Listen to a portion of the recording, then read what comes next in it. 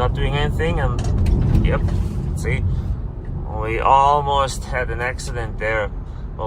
Hi guys, welcome to my channel. So my Tesla is currently running on full self-drive, and what's this? Usually it does a couple bad mistakes here on this stretch of the road, so let's see what it does. So it handled this well.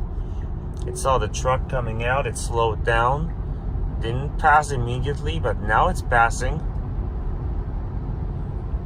So I'm not doing a thing, but it does a couple bad mistakes usually here on this stretch of the road, and that happens on the side where the turning lane comes without an arrow.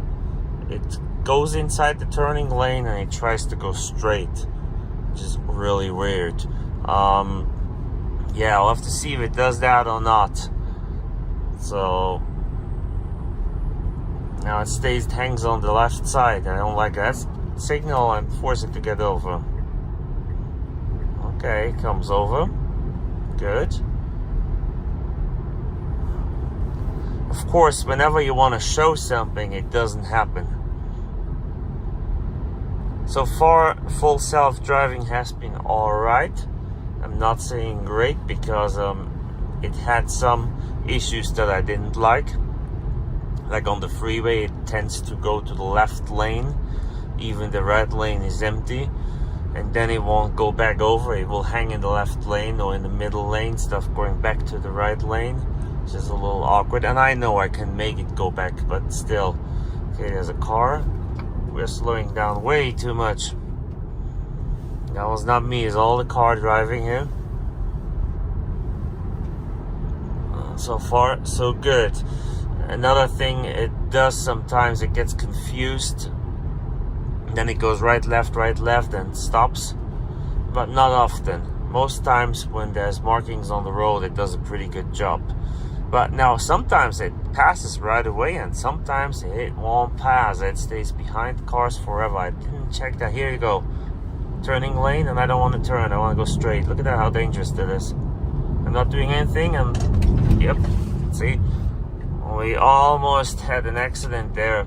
Well, we didn't, but if I had been an inexperienced driver or someone who doesn't know what he's doing, we could have crashed. So very, very dangerous. Did you see that? Bad situation there. Yeah. All right. And it does that again somewhere here. So I'll hold my hand on the wheel right now. Also, we have to turn right soon. So I hope it doesn't pass here. Let's see what it does. Yeah, that was not good. Okay, we're hanging. Here we go. It wants to go in again. Nope. I force it to go straight. See that? Tries to go in there, and there is no real turning lane there. I don't know why it does that. It's dangerous. Not safe, and yeah, okay, now it wants me to look at the road. I do look at the road. Okay, now it's turning without signaling. Look at that. Look at that. It turned without signaling. Well, that's weird. Now, why are we not passing here? Oh, now we are passing. It's almost like it hurt me. Okay, we're passing now. Speeds up and starting to pass, but now the other car goes faster too. Anyways, yeah, other than that, full self-drive is alright. On a long road trip, it handles the road pretty good. It's definitely helpful for long road trips. Now in the city, it does a pretty good job too. I mean, 90-degree turns, man, that thing turns pretty smooth. So it does a good job too, but I wouldn't need it in the city. And it's a little scary when there's cars and people right and left. You know, you always is it gonna do the right thing or not? Or do I have to take over or not? And sometimes I always have my hands right by the wheel, and I'll let it do its thing.